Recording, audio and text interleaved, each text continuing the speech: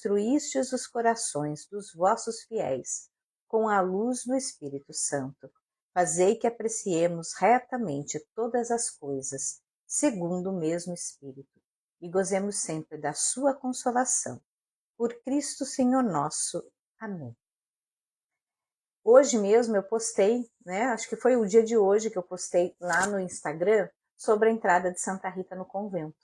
A entrada de Santa Rita no convento foi este passo, de uma procura de uma colocação. Era o sonho dela, a vida religiosa, mas ele também nos representa essas pessoas que estão procurando uma porta que se abre, uma oportunidade de emprego, um concurso público, às vezes uma empresa, querem empreender.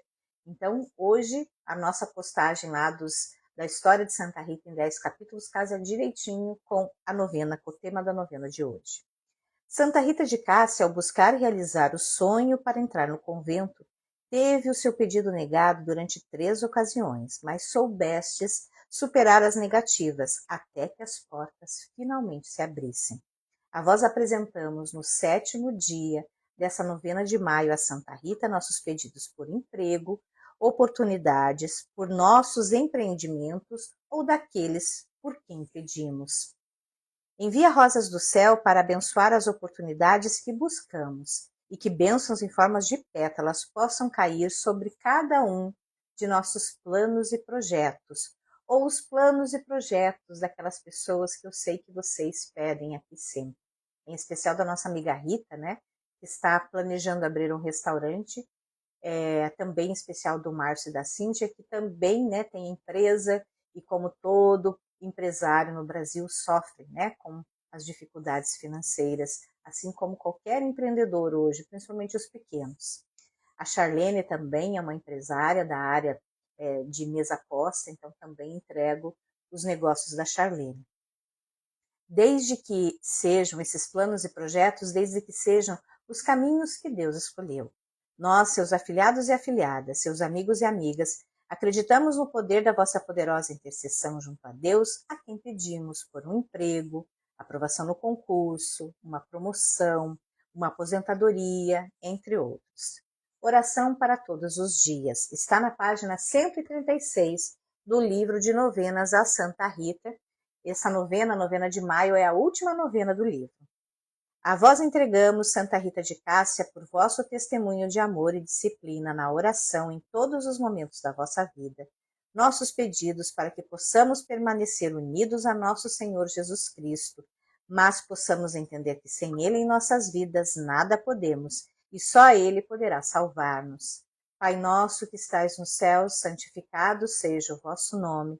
Venha a nós o vosso reino, seja feita a vossa vontade, assim na terra como no céu.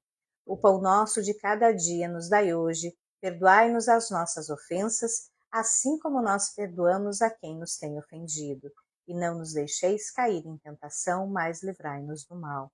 Ave Maria, cheia de graça, o Senhor é convosco. Bendita sois vós entre as mulheres, bendito é o fruto do vosso ventre, Jesus. Santa Maria, Mãe de Deus, rogai por nós, os pecadores, agora e na hora de nossa morte. Amém. Glória ao Pai, ao Filho e ao Espírito Santo, como era no princípio, agora e sempre. Amém. A vós entregamos Santa Rita de Cássia, Santa Pacificadora das Famílias, a Santa do Perdão.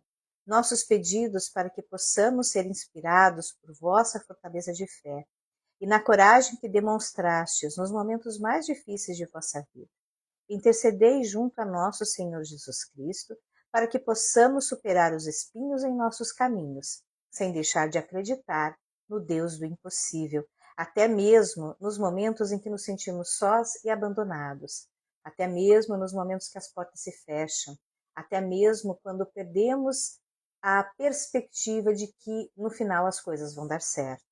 Pai nosso que estais nos céus, santificado seja o vosso nome, venha a nós o vosso reino, seja feita a vossa vontade, assim na terra como no céu. O pão nosso de cada dia nos dai hoje, perdoai-nos as nossas ofensas, assim como nós perdoamos a quem nos tem ofendido, e não nos deixeis cair em tentação, mas livrai-nos do mal. Ave Maria, cheia de graça, o Senhor é convosco, bendita sois vós entre as mulheres, bendito é o fruto do vosso ventre, Jesus. Santa Maria, Mãe de Deus, rogai por nós, pecadores, agora e na hora de nossa morte. Amém. Glória ao Pai, ao Filho, ao Espírito Santo, como era no princípio, agora e sempre. Amém. A vós entregamos, Santa Rita de Cássia, nossas dificuldades familiares. Muitas pessoas vivem a realidade do desemprego, muitas pessoas vivem a realidade do não ter o que comer, não ter o que colocar na mesa, das dívidas que se acumulam. Pois fostes exemplo de paciência e de amor quando filha, esposa e mãe, e justamente nesses momentos que a paz falta. Ajuda-nos apresentando a Deus as nossas dificuldades familiares, os nossos problemas de relacionamento, as nossas mágoas, os nossos sofrimentos, as brigas causadas pela falta do emprego, da falta do dinheiro, e leva-nos pela mão nos momentos em que nos faltarem as forças. Pai nosso que estais nos céus, santificado seja o vosso nome. Venha a nós o vosso reino. Seja feita a vossa vontade, assim na terra como no céu. O pão nosso de cada dia nos dai hoje. Perdoai-nos as nossas ofensas, assim como nós perdoamos a quem nos tem ofendido. E não nos deixeis cair em tentação, mas livrai-nos do mal. Ave Maria, cheia de graça, o Senhor é convosco. Bendita sois vós entre as mulheres, bendito é o fruto do vosso ventre, Jesus. Santa Maria, Mãe de Deus, rogai por nós, pecadores, agora e na hora de nossa morte. Amém. Glória ao Pai, ao Filho, ao Espírito Santo, como era no princípio, agora e sempre. Amém. A vós entregamos Santa Rita de Cássia, marcada pelo espinho do amor, nos momentos que também precisamos carregar as nossas cruzes. E muitos carregam a cruz da falta do emprego, da falta de oportunidade, daquele emprego que a pessoa não cresce, que às vezes passa por humilhações, dificuldades de relacionamento dentro do emprego, de colegas difíceis, de chefes difíceis. Precisamos então entregar esses problemas como se fossem as nossas cruzes, assim como nosso Senhor Jesus Cristo. Ajuda-nos a vencer nossos pecados, ajuda-nos a lutar contra as tentações que nos afastam de Deus. Pai nosso que estais nos céus, santificado seja o vosso nome. Venha a nós o vosso reino, seja feita a vossa vontade, assim na terra como no céu. O pão nosso de cada dia nos dai hoje. Perdoai-nos as nossas ofensas, assim como nós perdoamos a quem nos tem ofendido. E não nos deixeis cair em tentação, mas livrai-nos do mal. Ave Maria, cheia de graça, o Senhor é convosco. Bendita sois vós entre as mulheres, bendito é o fruto do vosso ventre, Jesus. Santa Maria, Mãe de Deus, rogai por nós, pecadores, agora e na hora de nossa morte. Amém. E agora eu lembrei também das pessoas que têm que trabalhar com dores. Algumas pessoas têm as lesões, de esforços repetitivos e mesmo diante de seus problemas precisam trabalhar com dores, com doenças e às vezes enfrentar, um chefe que não gosta que falte, que vai fazer exames. Então vamos pedir por essas pessoas que também passam por essa situação. E aqui no final dessa parte da novena, eu recomendo às pessoas que leiam, que façam a ladainha a Santa Rita, que está na página 155.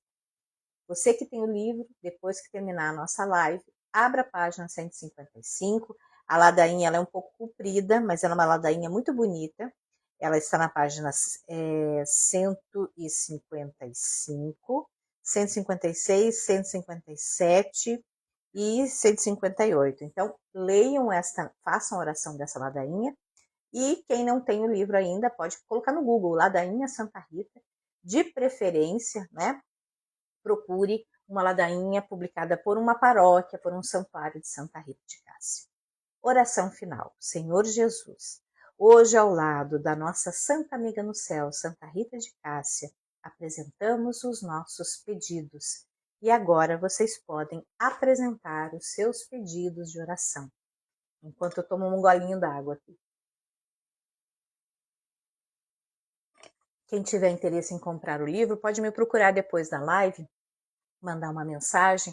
Daqui a pouco também assim te coloca o meu WhatsApp da amada Ritinha.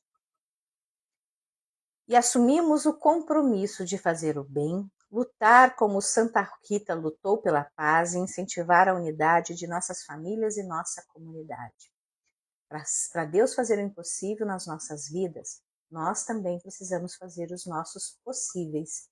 Então, nessa dificuldade do emprego, na dificuldade, às vezes, de conseguir uma oportunidade, de passar no concurso público, a gente precisa fazer a nossa parte, né? Você acha que, eu sempre brinco com isso, né? Mas é uma brincadeira. Mas assim, por um acaso, a Madre Superiora bateu na porta de Santa Rita e foi oferecer uma vaga para ela no mosteiro? Não, não foi assim. Santa Rita precisou lutar por esse sim e com muita força e com muita fé. Não foi fácil a vida de Santa Rita. E talvez por isso ela tenha conquistado tantos impossíveis. Que não sejamos devotos alecrim dourado, né? Que acha que tudo tem que vir na mão. Manda sobre nós o Espírito Santo, para que tenhamos sabedoria e discernimento em nossas vidas, a fim de que possamos ser exemplos de filhos, companheiros e companheiras, pais e mães, viúvos e viúvas e vocacionados. Em nome do Pai, do Filho, do Espírito Santo. Amém. E agora, né, nós terminamos então o 7º dia da novena que está aqui no livro, Novenas a Santa Rita de Cássia, Caminhos de Oração e Intimidade com a Santa dos Impossíveis. São 6 novenas que tem aqui nesse livrinho. Temos também um terço, temos o tríduo, temos a ladainha de Santa Rita, né? É o terço, tríduo e ladainha de Santa Rita, além das 6 novenas. Esse livro, por enquanto, está sendo vendido preço de lançamento, R$ 36, tá? Depois que passar da fase do lançamento, eu não sei se eu vou conseguir manter esse preço, porque não depende de mim, depende da editora. E quem quiser os 3 livros da amada Ritinha, Coroa de Santa Rita, 12 meses e o livro de novenas, estamos com a promoção. Se eu fosse comprar separado cada um, hoje vocês gastariam R$ 106, mas eu estou vendendo os 3 a R$ 100. Aí, para saber o valor do frete, tem que me mandar uma mensagem. Ou pelo WhatsApp, a Cíntia já postou aí uma vez, ou então pela própria mensagem aqui do direct do Instagram, claro que depois que terminar a live. A Cíntia postou de novo aqui, é 918640689. E eu vou chamar o nosso convidado, né? Senão ele me abandona.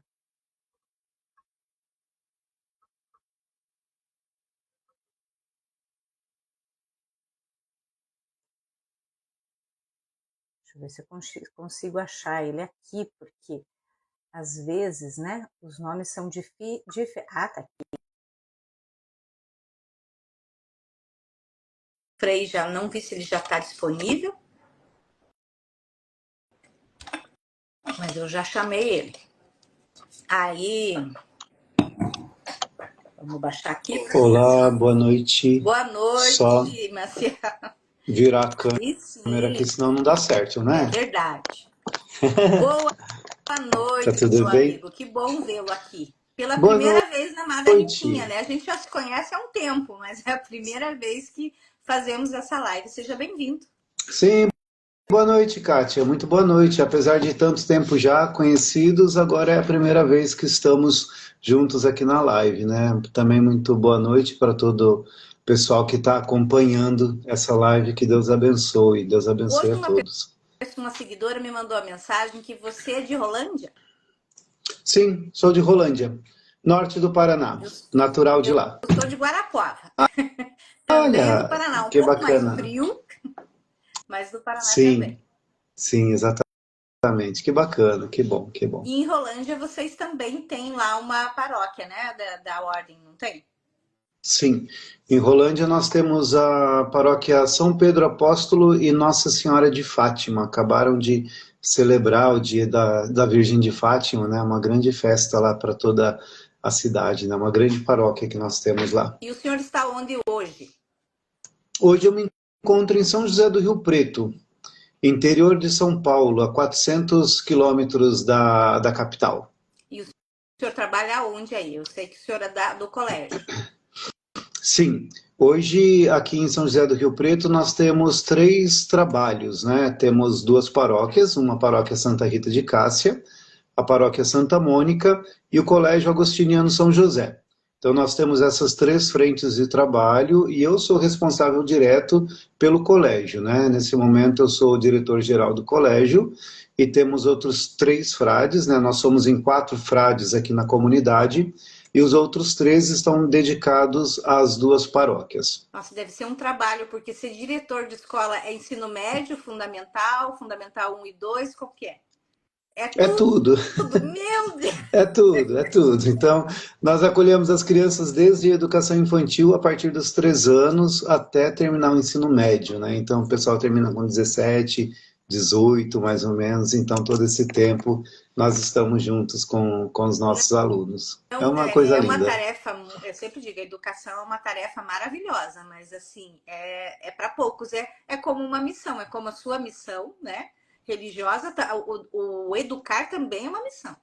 Sim, exatamente, né? Nós agostinianos, nós entendemos a educação não simplesmente como um ato, né, de ensinar conteúdos, né? Porque eu até falo sempre, né? Ontem mesmo nós tivemos a missa em homenagem ao Dia das Mães e Coração de Nossa Senhora aqui no colégio, e eu estava até dizendo, né, em um momento durante a homilia, que só dar conteúdo da base curricular, qualquer pessoa pode fazer, qualquer escola pode fazer, né? Mas nós, enquanto colégio agostiniano, colégio católico, a gente tem uma missão que vai muito além, né? Claro, tem que oferecer um conteúdo de qualidade, de excelência, só que mais do que isso a gente precisa tocar naqueles corações dos jovens, né? Fazê-los crescer a partir dos valores da fé, do evangelho, dos valores agostinianos, principalmente da interioridade, né? Que é a base mais fundamental do nosso carisma, e assim a gente vai exercendo a missão, né? Não é apenas um trabalho ao qual nós nos dispomos com os nossos educadores, mas de fato é uma missão, né, de construir pessoas, né? A nossa missão enquanto educadores, ela se fundamenta muito dentro do humanismo de Santo Agostinho. Então a gente, acima de tudo, estamos preocupados em formar pessoas que tenham condições de responder a tantas situações, né, da nossa sociedade. Por falar em Santo Agostinho, quero confessar para o senhor, assim, a minha ignorância, porque eu não conhecia o então cardeal Robert Prevost, né? Não conhecia, tinha, acho que pesquisando, eu sempre sou curiosa, né? Então, jornalista, né? Então, eu devo ter pesquisado, assim, cardeais agostinianos e devo ter visto o nome dele, se é que ele não é o único, né? O senhor talvez deve saber melhor que eu. Mas a hora que foi anunciado o nome do Papa, eu fiquei numa sensação, e talvez muitos leigos também estiveram nessa sensação, de primeiro aquele susto, né, por ser americano, a gente fica, né, um pouco apreensivo, mas daí me deu um alívio, porque os comentaristas, não, porque ele tem dupla cidadania, serviu muitos anos no Peru, né, inclusive o momento que ele falou em espanhol, né, achei isso importante. Uhum. E quando ele falou, sou filho de Santo Agostinho, aí toda a apreensão, né, todo aquele sentimento assim de dúvida, de estranheza, eu diria, passou. Porque eu pensei assim, é agostiniano. E aí eu mandando mensagem para todos os três para confirmar se era agostiniano e ninguém me atendia. Porque eu acho que para vocês foi como se o Brasil ganhasse a Copa do Mundo. Foi ou não foi? Não, foi muito melhor do que Copa. O que é Copa perto de ter um irmão que é Papa agora, né? E de fato ele não era uma personalidade conhecida dentro desse meio, né? Porque, inclusive, é interessante, né? Eu tenho falado para muitas pessoas nesses dias que a mídia, de uma maneira geral, ela quer trazer para a igreja o mesmo barulho da política que é realizada dentro da sociedade, né? Então, qual que é a política que a gente tem na sociedade? É uma política Divisão, de disputa, de divisão, de barulho, de um contra o outro, discórdia. né? De escândalo, de discórdia, etc. E a mídia, de uma maneira geral, claro, algumas poucas não, muito poucas, né? Geralmente mídias da própria igreja que não fazem isso, mas normalmente o que eles fazem? Eles pegam dois ou três cardeais que eles consideram, de acordo com os próprios critérios, consideram que são ultraconservadores. Pegam mais uns dois ou três que, dentro dos seus próprios critérios, consideram ultraprogressistas. Aí pega um cardeal ou dois que seja negro, um ou dois que seja asiático, e faz esse Um ou rebuliço todo dois colocando um latino-americanos. latino-americano, né? Então eles vão colocando. Aí depois que eles fizeram essas escolhas, que é uma escolha fundamentada apenas nas suas próprias cabeças, né? Aí eles mesmos colocam esses cardeais brigando entre si dentro de uma briga que nunca existiu, né, dentro de posicionamentos que nunca existiram, né? E o Prevost, o Frei Prevost, agora nós tem que acostumar a chamá-lo de Papa, né? Leão XIV, mas enquanto ainda cardeal, ele não representava nenhuma dessas loucuras da mídia.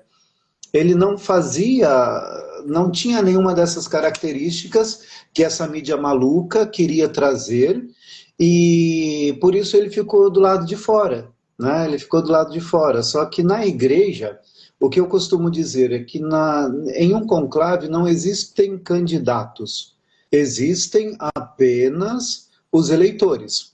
E esses eleitores, eles vão de acordo com aquilo que Deus mover em seus corações e de acordo com aquilo que eles já conversaram previamente em todos aqueles encontros que aconteceram entre o enterro do último Santo Padre até começar o conclave, tem muitas assembleias gerais dos cardeais.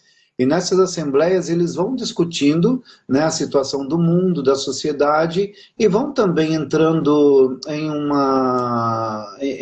uma certa identificação com que tipo de personalidade deveria ter esse que poderia ser eleito, né? Então esses eleitores já entram com essa ideia e lá eles vão eleger de acordo com o coração de Deus, né, iluminados pelo Espírito Santo. E o cardeal Prevost, ele não estava no meio dessa bagunça da mídia, só que estava nos planos de Deus, que é muito maior, né? E aí, quando ele foi eleito e quando o cardeal protodiácono apareceu para poder anunciar que havíamos Papa, né? Habemos Papam, né? Que delícia ouvir aquilo, né? Aquele brado. E quando falou Roberto Franciscos, eu já comecei a gritar dentro da sala, né, da comunidade. Porque eu falei, o único cardeal que eu conheço, o Roberto Francisco, é o Prevost, que é o nosso, é claro, né? Não tem como, né? Eu chorei também. Então, naquela hora foi uma emoção muito grande, porque falou, puxa vida, né? Uma pessoa que eu conheci, que eu estive com ele muitas vezes, né? Muitas vezes.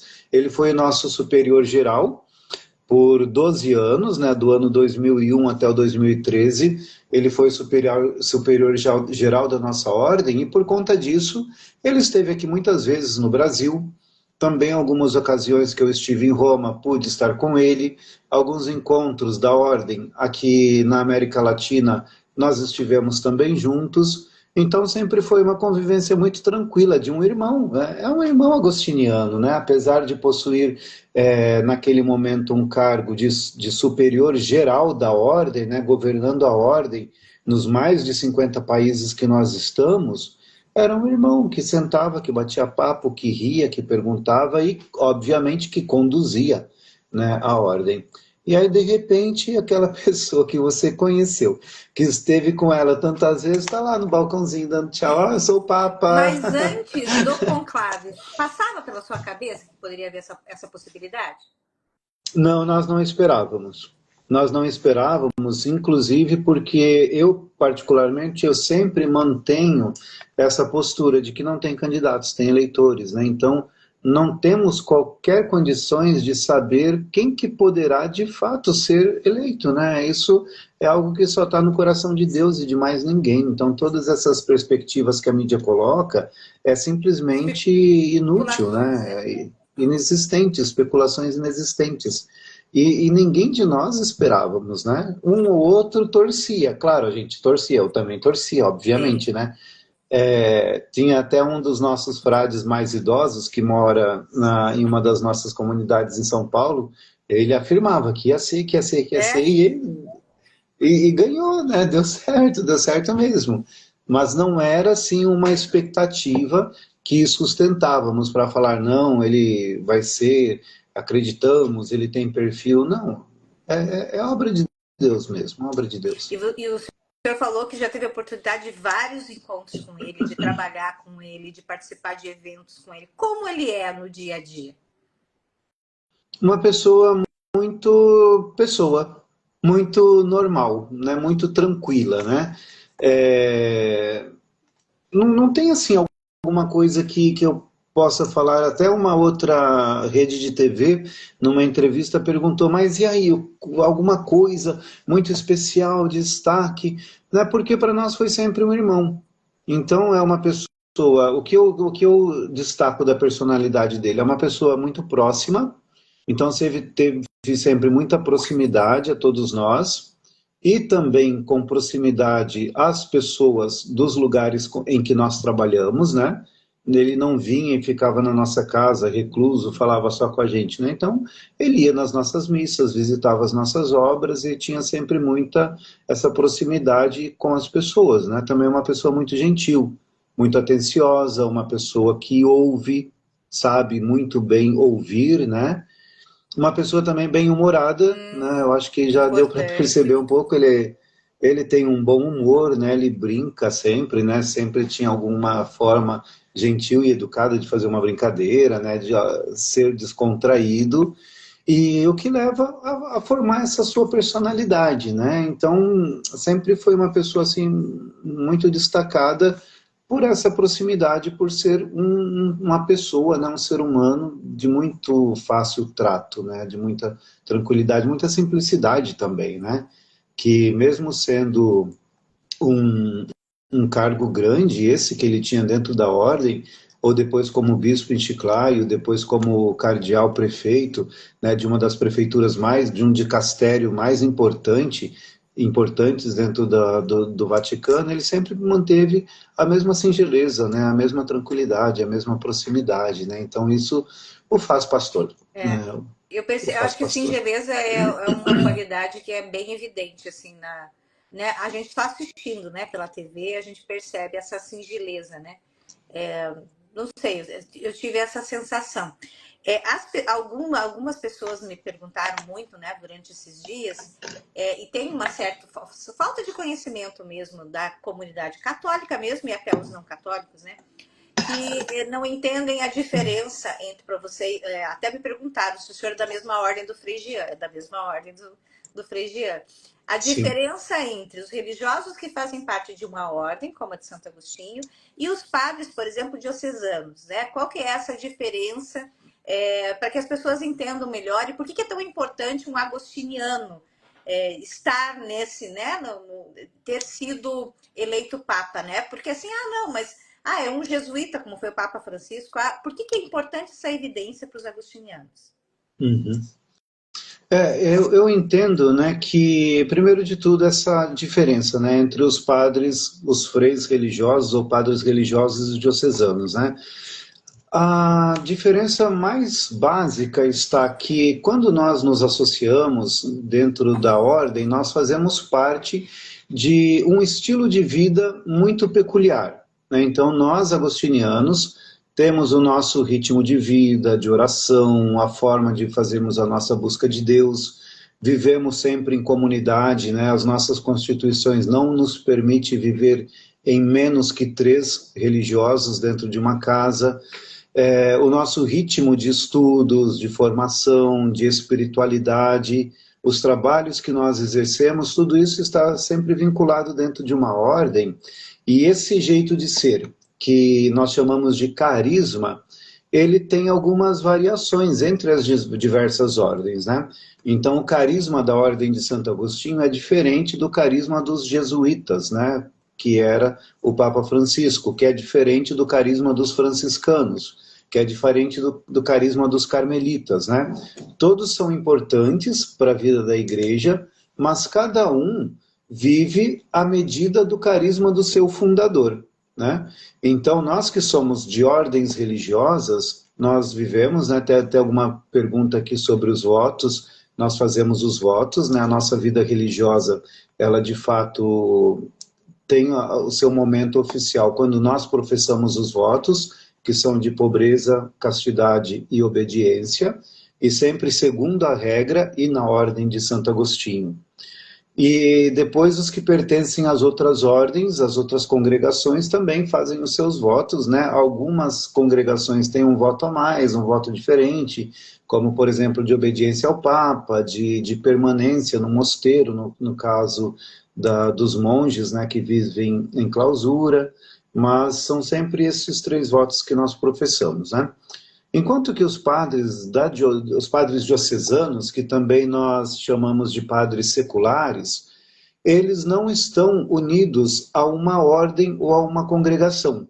Eles se associam a uma diocese e eles vão viver, vão se formar no seminário daquela sua diocese e eles vão ter, depois da sua ordenação sacerdotal, uma vida que é mais independente, né? Então eles vão ser submissos ao seu bispo diocesano, vão responder a ele com toda a obediência, vão fazer os trabalhos, né, com que fazem principalmente, né, o trabalho dos padres diocesanos, o principal deles é do cuidado das paróquias, tem algumas outras coisas também, mas o principal é o trabalho nas paróquias, né, conduzir as paróquias, e fazem isso muito bem, né, sem dúvida nenhuma, né, às vezes as pessoas até ficam achando que tem uma certa rixa, uma certa disputa entre diocesanos e religiosos, besteira, não tem nada disso, né?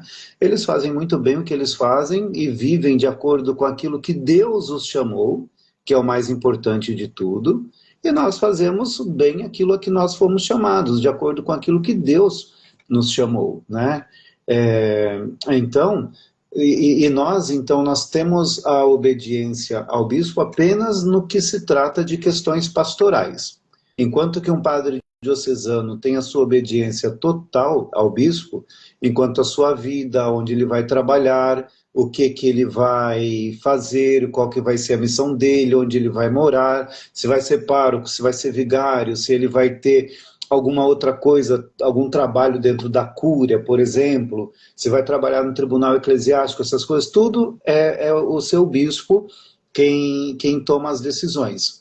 Enquanto que nós, religiosos, principalmente pertencentes a uma ordem, nós só devemos ao bispo, né, a obediência em relação às questões pastorais que são estabelecidas na diocese onde nós estamos, né?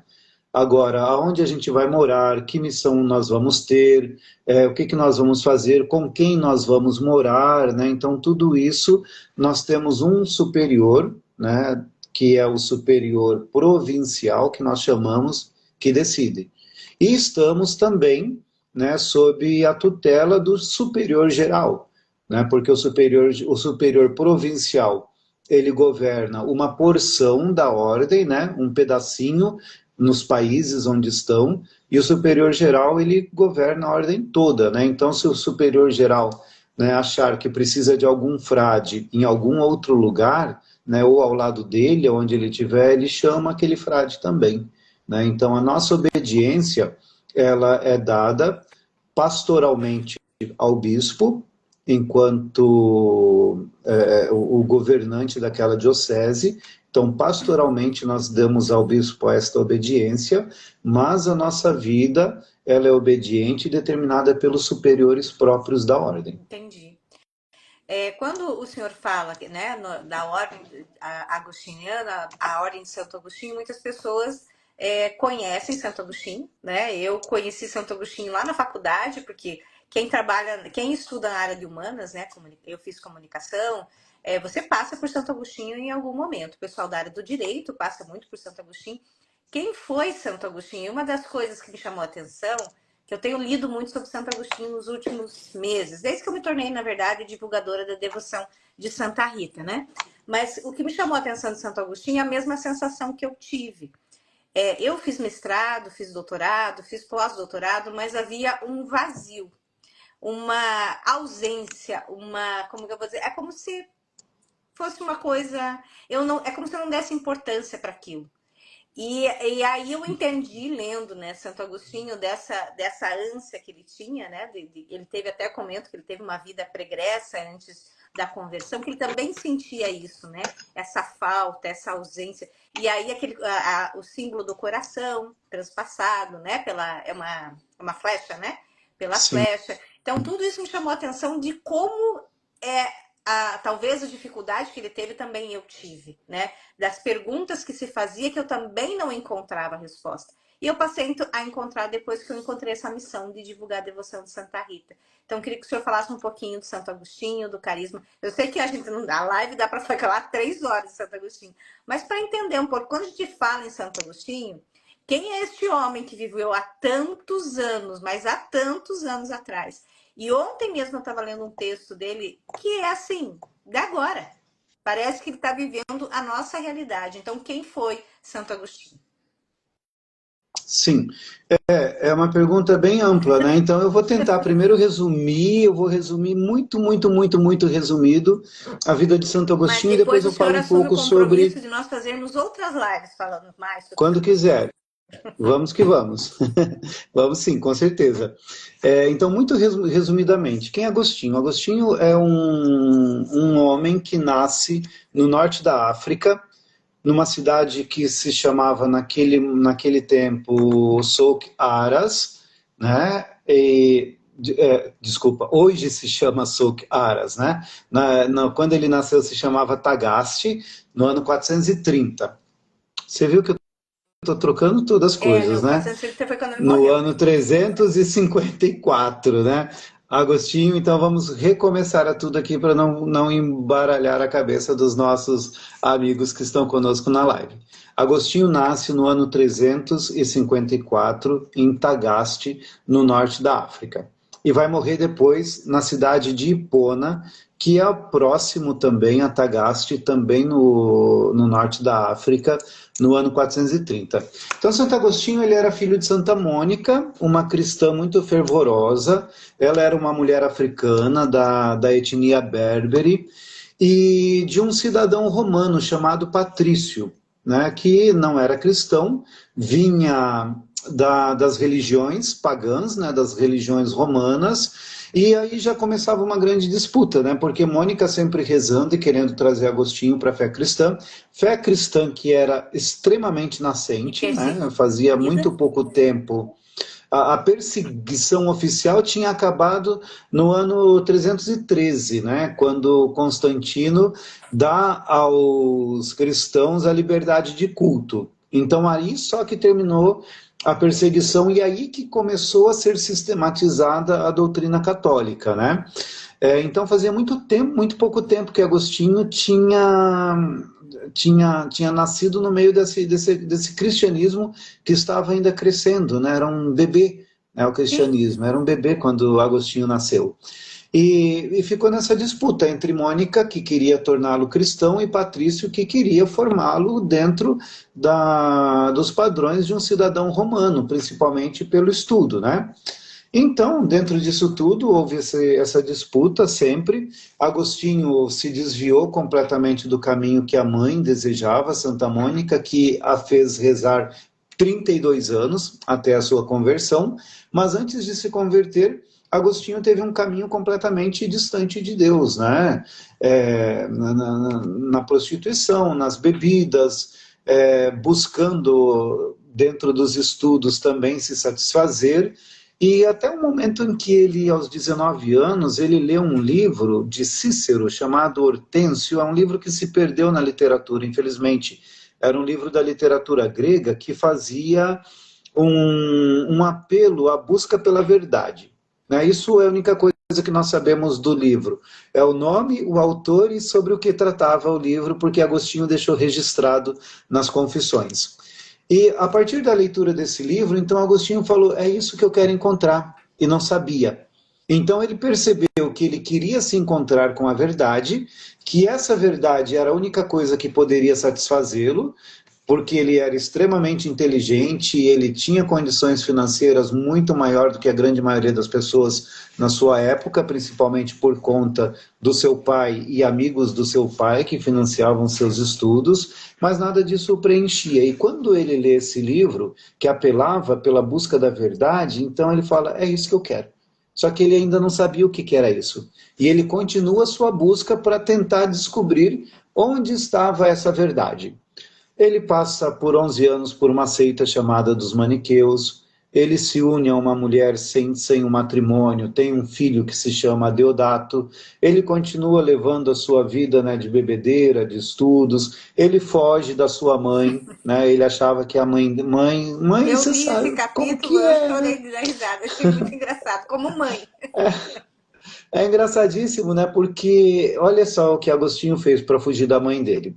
Primeiro ele soube que em Roma pagavam bem, ele estava ainda no norte da África, o norte da África ainda era parte do Império Romano naquele tempo, e a capital do Império Romano estava em Milão, mas Roma era uma cidade importantíssima dentro do Império. Aí Agostinho planeja fugir do norte da África, fugir de sua mãe, então ele vai até próximo ao porto, né? E a mãe dele fala, onde você está aí, né? Fala, não, eu vou ali visitar uns amigos e tal, e ela vai atrás, né? Aí o que ele faz? Ele chega perto do porto, encontra uma capela, deixa a mãe dele rezando na capela, fala, então a senhora fica aí, que aí depois eu volto e te pego, a gente vai. E Mônica fica lá rezando, e Agostinho entra no navio e vai embora, né? Vai embora para Roma. Mas Agostinho, coitado, né? Ele pensou que com isso ia dar o golpe na mãe. Passou um tempo, Mônica estava em Roma também e tinha encontrado Essa é ele, das... né? E ela não deixou Agostinho, ela não, ela foi atrás, né? Ele quis enganá-la, mas ela vai atrás dele lá em Roma. E depois de um tempo em Roma, que não deu certo, ele professor lá, porque ele disse que tinha bons estudantes, mas, apesar desses bons estudantes, quando chegava a época do pagamento, todo mundo dava o calote e desaparecia, né? Parece que os tempos mudam, mas as pessoas não, né? Então, Agostinho foi vítima de muito golpe de caloteiro, estudante, que a hora de pagar as contas, eles iam embora. E por meio de um amigo que ele tinha, quando ainda ele estava no maniqueísmo, essa seita dos maniqueus, um amigo dele que tinha influência na corte imperial, conseguiu para ele uma entrada nessa corte a ponto de ele se tornar o chamado orador do império. O que era o orador do império? Dentro daquilo que Agostinho tinha escolhido, né, como profissão, hoje nós rezamos, né, pelas pessoas que estão, né, desempregadas e tudo mais, e esse era o máximo que alguém dentro da sua profissão enquanto professor e retórico poderia alcançar. Por quê? Aí ele relata também nas Confissões, né, que uma das suas funções era de, nas grandes solenidades do império, tecer os elogios ao imperador e à corte imperial. A isso ele vai chamar de vendedor de tagarelices. Ele fala assim, né? Tornei-me um vendedor de tagarelices. Por quê? Aí ele continua complementando, dizendo, né, que ele falava mentiras apenas. Então, a pessoa de quem ele falava sabia que ele estava mentindo, ele sabia que estava mentindo, e quem ouvia também sabia que estava mentindo, mas no final todo mundo aplaudia. Né? Então, não estamos longe disso também. Não estamos longe disso, absolutamente nada, né, longe disso. Então, Agostinho continuou extremamente insatisfeito com isso, com esse cargo, apesar de ser o maior reconhecimento que ele poderia ter na sua profissão, mas em Milão ele teve o conhecimento de uma pessoa chamada Ambrósio, que se tornou bispo de Milão. E naquele momento o cristianismo ele era tido como uma religião para as pessoas incultas. O cristianismo, o catolicismo, ele era entendido para uma religião para as pessoas, vamos dizer o português claro, né? Uma religião para gente burra, para gente que não tem entendimento, para gente que não tem intelectualidade. Então era desprezado, né? Uma pessoa que se professava católica, ela era desprezada, né? Então era sempre as pessoas mais pobres, né? Então tinha, na linguagem de hoje, sofriam muito bullying, né? Por serem cristãos católicos, né? E Agostinho fica sabendo de Ambrósio. Ambrósio era um homem extremamente inteligente. Ambrósio era uma pessoa tão importante dentro do Império Romano que havia sido governador de uma determinada porção do Império, e Ambrósio se torna sacerdote, depois se torna bispo, era bispo em Milão, e essa história não cabe na cabeça de Agostinho, né? Ele fala, como que é possível, né, que uma pessoa, né, um homem tão inteligente, gente com essa fama, que foi governador de parte do império, agora virou cristão católico e é bispo. E mais, ele ficou sabendo, né, que Ambrósio pregava, né, e que suas pregações eram muito profundas e muito bonitas. E Agostinho falou, vou ver o que é isso, né? Então ele começa a frequentar a Catedral de Milão para ouvir os discursos de Ambrósio. Não porque ele se interessava pela fé, mas porque ele se interessava pela forma do discurso, né? Então ele falou, já que esse cara tão inteligente, tão importante, virou bispo, eu vou ver o jeito que ele fala. Então, quem sabe eu aprenda alguma coisa também com ele e fale até melhor do que eu já falo. Só que aí que Deus fisgou Agostinho, né? Porque Agostinho começou indo e frequentar essas missas, e naquele tempo, por ele não ser batizado, como todos os outros não batizados, eles não participavam da missa inteira, participavam apenas até o momento da homilia, e depois eles tinham que sair.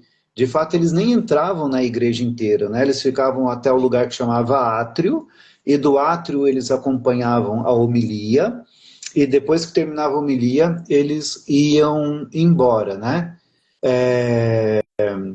E Agostinho começou a frequentar essas homilias de Ambrósio, e aí eu disse que Deus o fisgou, porque primeiro Agostinho estava preocupado apenas com a forma e com a beleza, né, do seu discurso. Só que depois ele começou a prestar atenção também no conteúdo. E ele começou a falar, mas eu acho que ele tem razão. Isso é verdade. Ele está certo. E até que chegou um momento que ele falou, eu estava convencido de que a verdade que eu buscava é Cristo, e essa verdade estava na Igreja Católica, né? Então chegou um momento, né, que ele falou, isso tudo que eu estava buscando esse tempo todo, do lado de fora de mim, está dentro do meu coração.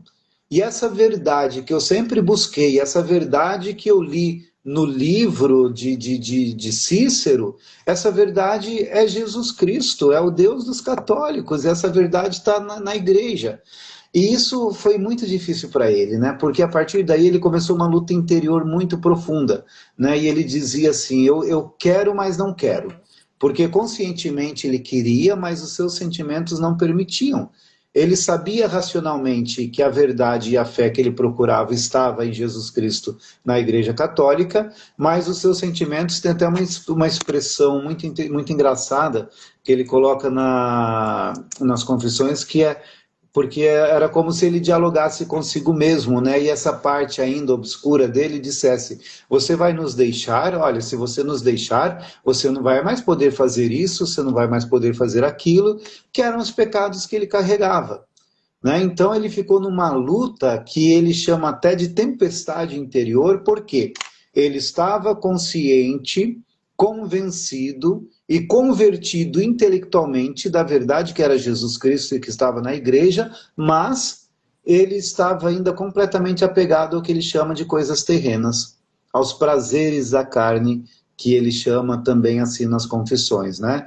E foi a grande luta de Agostinho, né? Então a conversão de Agostinho, quando a gente lê no livro das Confissões, que ele fala de ter ouvido uma voz que chamava, toma e lê, de ter pego a Bíblia aberto na carta aos Romanos, capítulo 13, versículo 13, não foi uma coisa instantânea, automática. A sua conversão foi um processo muito grande, recordando desde os ensinamentos da sua mãe, lá ainda no norte da África, passando por esse momento de busca pela verdade na seita, nos filósofos, etc., para culminar nas pregações de Santo Ambrósio, onde ele encontra a verdade. E ele se converte intelectualmente, mas não se converteu ainda totalmente. E essa conversão total é quando ele lê aquele último apelo de São Paulo na carta aos Romanos. Vivamos em pleno dia, não mais em orgias, devassidão, bebedeiras, libertinagem, mas revestivos do Senhor Jesus. Então, quando ele lê esse trecho da carta aos Romanos, ele fala isso, né? Aí ele diz que se dissipou do seu coração as trevas e foi invadido por uma luz. Aí que ele tem aquela aquela lindíssima passagem das Confissões que ele fala: tarde te amei, ó beleza tão antiga e tão nova, tão tarde te amei, eis que estavas dentro de mim, eu fora e por fora te buscava, e me lançava sobre as coisas tão lindas que tu criastes, né? Aí ele fala, né, sobre a luz que brilhou e ele enxergou, sobre a voz que chamou e ele ouviu, sobre a fragrância que foi exalada e ele aspirou e desejou pela paz, né? Então, esse é o grande momento da beleza, né? da conversão de Santo Agostinho, que depois ele segue muito à risca. Né? Aí ele abandona tudo, volta para o norte da África e começa a vida religiosa agostiniana, como nós conhecemos hoje. Né? Depois se torna sacerdote, se torna bispo em Hipona e vai morrer aos 76 anos de idade lá na cidade de Hipona, onde era a sua sede episcopal. Né? Então, de maneira extremamente resumida, essa é a vida, né, de nosso pai, Santo Agostinho. Fico imaginando a alegria de Santa Mônica conseguir 33 anos de lágrimas, 32, né? Mas consegui. Eis uma mulher que é exemplo para toda mãe que busca a conversão do seu filho, da sua filha. Né? E olha, Kátia, é interessante porque Agostinho também relata isso nas Confissões. Disse que a sua mãe falou que Deus tinha lhe dado muito mais do que ela tinha pedido. E tanto que quando eles estão voltando, saindo de Milão, saindo da Itália e voltando para o norte da África, na cidade de Ostia, Ostia Antiga, ou Ostia Tiberina, como nós temos hoje, ela adoeceu e morreu ali. Só que antes de morrer ela falou, olha, eu não espero mais nada dessa vida, porque a única coisa que eu vivia era para te ver católico. Né? E ali ela morreu, né, e ficou ali mesmo, né, o seu corpo foi sepultado ali. Hoje seu corpo está na igreja de Santo Agostinho, em Roma, mas ali ela entendeu que terminou a missão dela. Né? E ela não sabe... O pai dele sim se converteu, né, Patrício também se converte já no fim da vida, né? Tinha também um costume entre os romanos principalmente de deixar para se batizar só quando eles percebiam que já estava perto da morte, mesmo aqueles que já estavam tentando se converter, porque naquele tempo a gente não tinha também o sacramento da confissão como a gente tem hoje, né? Se confessava uma única vez, né? Apenas, se confessava publicamente uma única vez, né? Então o batismo era o remédio da salvação, né? E então muitos deixavam para se converter e para se batizar já nos seus últimos dias. E Patrício também, ele se converte e se batiza nos seus últimos dias, mas também alcança a salvação pela oração, pelo trabalho também de Mônica. Frei Maciel, e Santa Rita e Santo Agostinho, né? Aonde na vida de Santa Rita, é claro que Santa Rita foi uma monja agostiniana, mas nós vemos muito do carisma agostiniano nos próprios ensinamentos que Santa Rita nos deixa. Sim, bom, Santa Rita, a nossa querida irmã Rita, também agostiniana, ela viveu o carisma e a espiritualidade da ordem de uma maneira muito intensa, né? A cidade de Cássia tinha já o mosteiro dos freis, tinha também o mosteiro das monjas, eram os lugares que ela frequentava, né? E ela sempre teve esse desejo, ela sempre teve um amor muito grande por Santo Agostinho, que era o seu padroeiro, né? Juntamente com São Nicolau de Tolentino e São João Batista, eram os padrinhos, né, de Rita. Então ela já cultivava dentro de si esse espírito, né? Que se demonstrava, inclusive, antes de ela tornar-se religiosa, né? Em todos os percalços da sua vida, né? Do seu casamento, da sua viuvez, da sua juventude, de tantos outros sofrimentos, ela sempre se mostrou essa pessoa da busca da unidade, de um coração inquieto, literalmente, né? É o que é o nosso lema, né, enquanto agostinianos, ter um coração inquieto, né, que é o que Santo Agostinho falava: inquieto está o nosso coração e não repousará enquanto não descansar em vós, Senhor. Então ela tinha esse coração da inquietude, da busca de Deus, do amor, do desejo de paz, do desejo de união. A gente sabe, né, que ela quem pacifica as famílias da cidade, de todas as guerras e vinganças e o ódio que existia entre as famílias, ela quem faz a pacificação das famílias, trazendo a paz para a cidade, né? Então ela sempre teve esse coração da pessoa que não queria descansar enquanto não descansasse unicamente em Deus, né? Ela trazia essa marca muito profunda, né, do carisma agostiniano. Uma beleza, uma beleza. Frei Marcial, quase terminando agora nossa live, né? Porque hoje é sexta-feira, o senhor deve estar cansado depois de uma semana, e foi uma semana extenuante de trabalho, dando muita entrevista, que eu sei. Sim. Esses dias me perguntaram, e até uma pessoa que eu acho que não é católico, né? Ela disse, por que você escolheu Santa Rita como sua santa de devoção? Uma mulher tão diferente de você, que viveu há tantos séculos. Tem santas mais, né? A pessoa que dizer mais contemporâneas, mais próximas da sua realidade. Aí eu fiquei pensando, mas será que Santa Rita era tão diferente mesmo? Os problemas dela, provavelmente diferentes dos meus, alguns, né? Não havia saúde precária, situação. Mas muitas das situações que Santa Rita viveu, uma mulher, um homem hoje vive no seu dia a dia. Problemas familiares, de relação de pais e filhos, de marido e mulher, problemas de portas de emprego que não se abrem, oportunidades de trabalho, como a gente estava falando no início aqui da novena. E aí eu gostaria, né, a partir da sua perspectiva sobre Rita, né?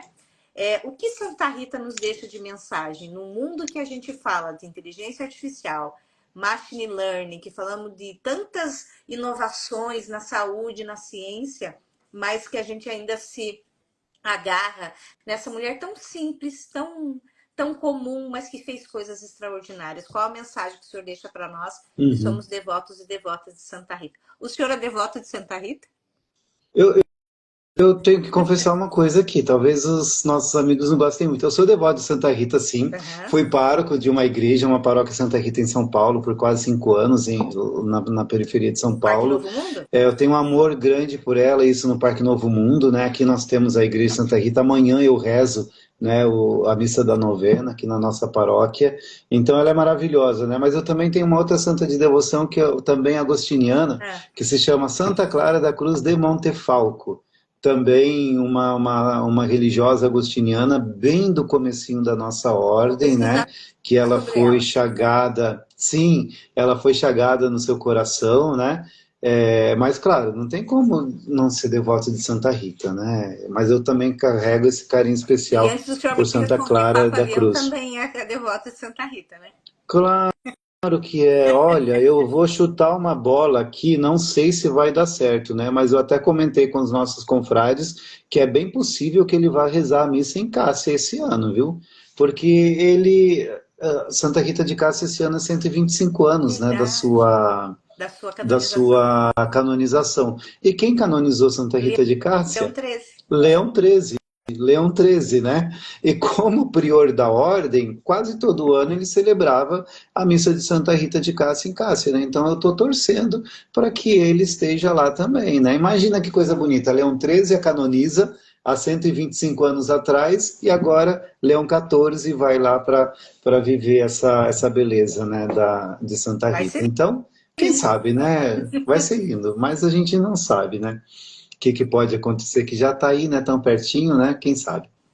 Mas então, voltando, né, à nossa pergunta original, eu acredito que Rita de Cássia para os dias de hoje, ela traz uma mensagem principalmente de humanidade, né, porque nós estamos vivendo um tempo que nos perdemos humanamente. Eu não digo isso unicamente a respeito das tecnologias digitais, mas eu digo em torno dos nossos relacionamentos e de tudo que faz parte da nossa vida, né? Então hoje a gente tem cada vez mais pessoas fechadas dentro do seu mundo, do seu condomínio, do seu prédio, do seu emprego, pessoas fechadas também nas redes sociais, pessoas que se isolam, a quantidade de guerras que a gente vê espalhada pelo mundo.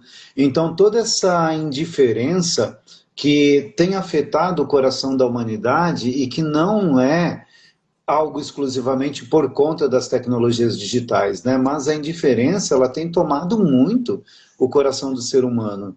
E nesse sentido, Santa Rita de Cássia, ela traz esse voltar para o ser humano, voltar para a pessoa e não lhe ser indiferente.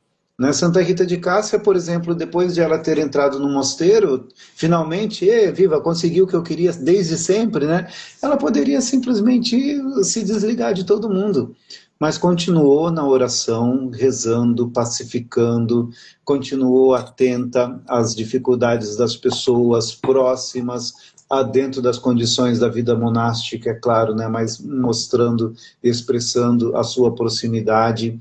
Então, acredito que Rita de Cássia, entre as muitas coisas que ela pode nos ensinar hoje, eu penso que uma dessas que nós deveríamos estar atentos é justamente, né, de dizer, olha, somos pessoas, né, somos filhos e filhas de Deus e precisamos nos amar e estar juntos, né, e estar próximos uns dos outros, né, porque esse é o desejo de Deus, né, isso que Deus quer de todos nós. Então essa é a nossa esperança e o nosso desejo e também a nossa fé, né? Muito Em obrigada, Rita, viu, Frei? mulher de proximidade. Imagina, que isso. O senhor nos permite conceder uma benção final para as pessoas irem mais sossegadas agora para o seu descanso, né? Claro, claro. Eu agradeço, antes da bênção, só te agradecer mais uma vez, Kátia, e todos vocês que estiveram conosco, né? Eu vi que tem professoras, É, tem gente aqui de São é. José do Rio Preto também, né? Muito obrigado por vocês estarem Siga conosco. Que Deus o Frei abençoe, Maciel. tá? Qual que é o seu arroba, Frei? FR de Frei e Bueno, que é o meu sobrenome. Então, FR Bueno, sou eu, estou aqui também, sejam bem-vindos, tá bom? Obrigado, gente. Obrigado, Kátia. Então, Eu que vamos pedir agradeço. pela intercessão de Santa Rita a sua bênção, né? O Senhor esteja Ele está convosco, no meio de nós. pela intercessão de Santa Rita de Cássia, por nós chamada advogada dos impossíveis, Deus, que é todo-poderoso e Pai, derrame sobre vós e as vossas famílias a sua bênção. Em nome do Pai, e do Filho, e do Espírito Santo. Amém. Muito obrigada. Eu sei da Obrigado. dificuldade que às vezes é conseguir, né? Disponibilizar uma hora do seu dia, mas foi uma aula. O senhor tem muito a questão pedagógica na sua fala, né?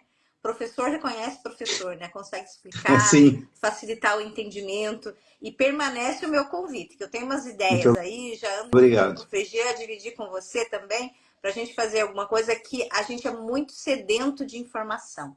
Nós Uhum. precisamos ter mais informações e eu acho que é uma oportunidade muito boa. É o momento que estamos vivendo de aprender, né?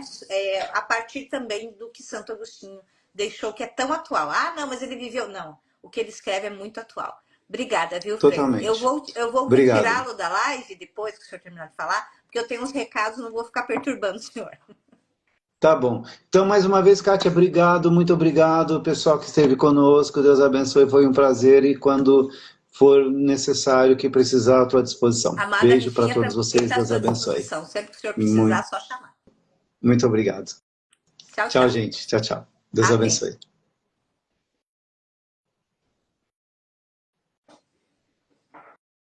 Bom, gente, terminamos a nossa live. Mais um recado importante. A nossa live de amanhã vai ser às 18 horas. Então, prestem atenção, tá? Não adianta nada aparecer às 20 horas que não vai ter ninguém aqui. Vai ser às 18 horas. Por que às 18? Vai ser com Frei Jean. Glória a Deus. E Frei Jean só pode às 18, porque às 19h30 ele tem missa, depois tem novena e depois tem procissão. E aí, né, eu fui ali, ó, pode nesse horário, só pôde às 18. Então, amanhã, às 18 horas, vamos conversar com Frei Jean, vai rezar com a gente. Então, não podíamos terminar esses 22 dias se pelo menos um dia ele não rezasse com a gente, né? Então, amanhã, às 18 horas, certo? No domingo, nós temos um outro padre, o Padre Sandro, que é de uma paróquia lá de Minas Gerais. Também é um padre, é uma paróquia de Santa Rita, ele fala muito bem sobre Santa Rita. Na segunda, vamos ter o Padre Abimar, se tudo der certo com a internet, que é lá do Santuário do Rio de Janeiro. E dia 20, a última live vai ser com o Padre Luiz Erlindo, editor Ave Maria, autor, entre outras obras, dos 9 meses com Maria. Dia 21 nós não vamos ter live, mas vamos ter um momento de oração gravado, que eu vou disponibilizar para vocês. E dia 22, né, o último dia dos 22 dias com Santa Rita, eu vou estar lá em Curitiba, no Santuário de Santa Rita de Castro, o dia inteiro.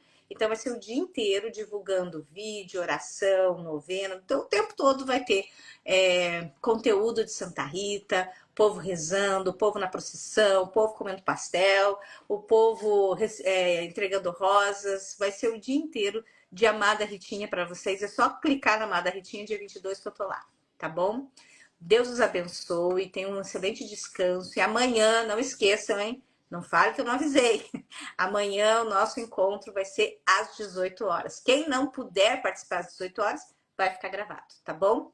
Um beijo, um abraço a todos e até amanhã. Tchau, tchau.